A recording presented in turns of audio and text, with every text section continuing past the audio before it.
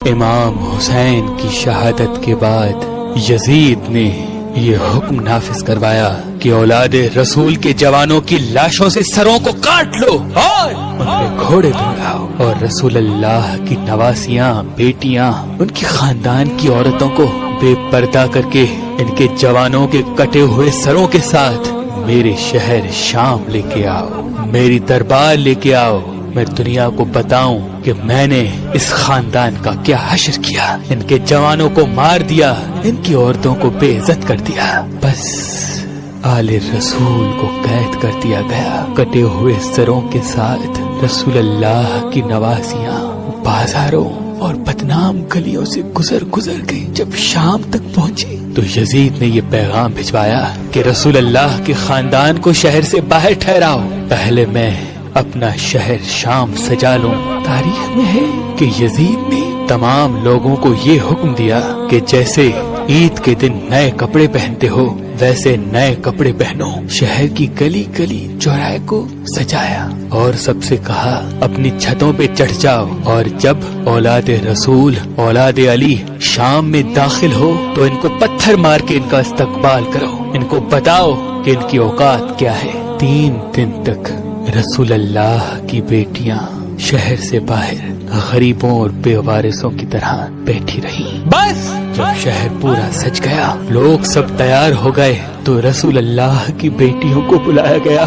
کہیں سے کوئی پتھر مارتا ہے، کہیں سے کوئی گرم پانی پھینکتا ہے، کہیں سے کوئی توہین کرتا ہے، وہ تمام لفظ اللہ کے رسول کے خاندان نے برداشت کیے۔ امام حسین کا سر نوکے نیزہ پہ بلند ہو کے قرآن کی تلاوت کرتا رہا۔ کچھ لوگ ہنس بھی رہے ہیں، کچھ لوگ تماشا دیکھ رہے ہیں کہ یہ کس قسم کا سر ہے جو نوکے نیزہ پہ سوار ہے پھر بھی اللہ کا ذکر کر رہا ہے۔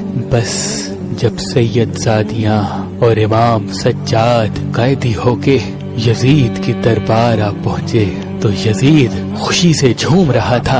اتنے میں کسی نے امام حسین کا کٹا ہوا سر یزید کے سامنے پیش کیا۔ یزید اپنے ہاتھوں میں لاٹھی لے کے امام حسین کے پاک لبوں پہ مار رہا تھا اور ہنس ہنس کے یہ کہہ رہا تھا، کاش آج میرا بابا زندہ ہوتا، کاش آج میرا دادا زندہ ہوتا، ان کو بتاتا کہ میں نے بنی ہاشم کے ساتھ کیا کر دیا۔ رسول اللہ کے نوازے کی توہین کر ہی رہا تھا، اتنے میں یزید نے یہ سوچا کہ اللہ نے مجھے بڑی عزت دی ہے۔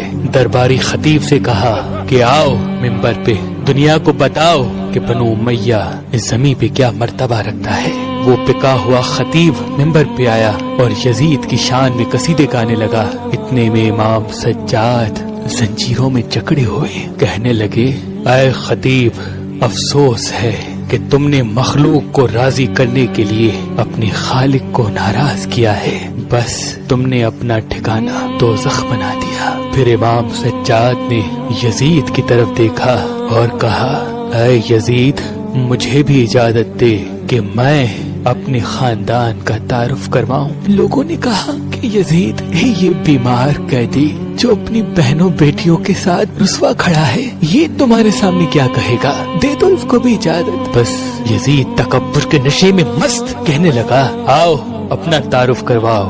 امام سجاد زنجیروں میں جکڑے ہوئے ممبر پہ آتے ہیں اور فرماتے ہیں، تعریف اس اللہ کی جو تعریف کے قابل ہے۔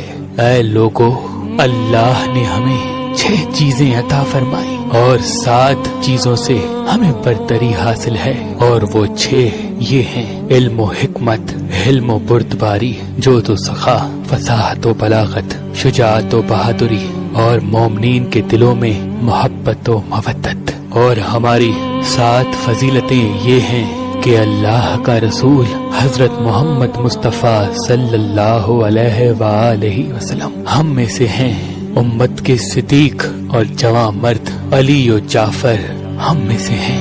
روز محشر اللہ نے یہ اعزاز ہمارے خاندان کو بخشا کہ جب تک علی حوض کوثر کا جام نہ پلائے کوئی جنت میں نہیں داخل ہوگا۔ رسول اللہ کے شیر حمزہ بن عبد المطلب ہم میں سے ہیں۔ رسول اللہ کی اولاد جن کو اللہ نے جنت کا سردار بنایا وہ حسن و حسین ہم میں سے ہیں۔ اللہ نے جس عورت کو تمام عورتوں کی سردار بنایا وہ رسول اللہ کی بیٹی فاطمہ ہم میں سے ہیں۔ جو آخری حجت زمانے پہ قائم ہوگی وہ مہدی ہم میں سے ہیں۔ اے لوگو، جو مجھے جانتا ہے وہ جانتا ہے، جو نہیں جانتا اس کو میں اپنا حسب و نسب بتاتا ہوں۔ میں مکہ و منا کا فرزند ہوں، میں زمزم و صفا کا فرزند ہوں، میں اس کا فرزند ہوں جس نے اپنی ابا سے حجر اسود اٹھایا اور خانہ کعبہ کی دیوار پہ لگایا۔ میں اس کا فرزند ہوں جس کو اللہ نے معراج پہ بلایا۔ اے لوگو، میں اس محمد کا فرزند ہوں جس کو اللہ نے تمام نبیوں پہ فضیلت بخشی۔ میں اس کا فرزند ہوں جس پہ اللہ اور اس کے فرشتے درود بھیجتے ہیں۔ میں اس کا فرزند ہوں جو وحی خدا کی سوا بولتا نہ تھا۔ ہاں، میں محمد مصطفیٰ کا فرزند ہوں، میں علی مرتضیٰ کا فرزند ہوں، وہ علی جس کی وجہ سے کافروں نے کلمہ پڑھا۔ میں اس فاطمہ کا بیٹا ہوں کہ جب وہ دربار آتی تو اللہ کے رسول کھڑے ہو کے تعظیم کیا کرتے تھے۔ میں حسن و حسین کا فرزند ہوں جن کو اللہ کا رسول اپنے کندھوں پہ سوار کر کے دنیا کو بتایا کرتے تھے کہ یہ مجھ سے ہے، میں ان سے ہوں۔ میں اجر رسالت کچھ نہیں مانگتا سوائے اس کے کہ میری اولاد سے محبت کرو۔ میں اس کٹے ہوئے سر کا وارث ہوں، میں اس خون میں رنگین کفن کا وارث ہوں، میں اس غریب کا بیٹا ہوں جس کو 3 دن بھوکا پیاسا رکھ کے کربلا کی زمین پہ قتل کیا گیا۔ میں اس غریب کا بیٹا ہوں جس پہ نماز میں حملہ کیا گیا، اس کے سر سے امامہ اتار کے ان کا سر کاٹ کے نیزوں پہ بلند کیا گیا۔ میں اس غریب کا بیٹا ہوں جس کی لاش پہ گھوڑے دوڑائے گئے۔ میں رسول اللہ کی بیٹیوں کا وارث ہوں جن کو قیدی بنا کے تمہارے سامنے لایا گیا۔ بس بات جب یہاں تک پہنچی، لوگ رونے لگے، اپنا سر پیٹنے لگے کہ یہ کیا ہو گیا، یہ کیا ظلم ہو گیا۔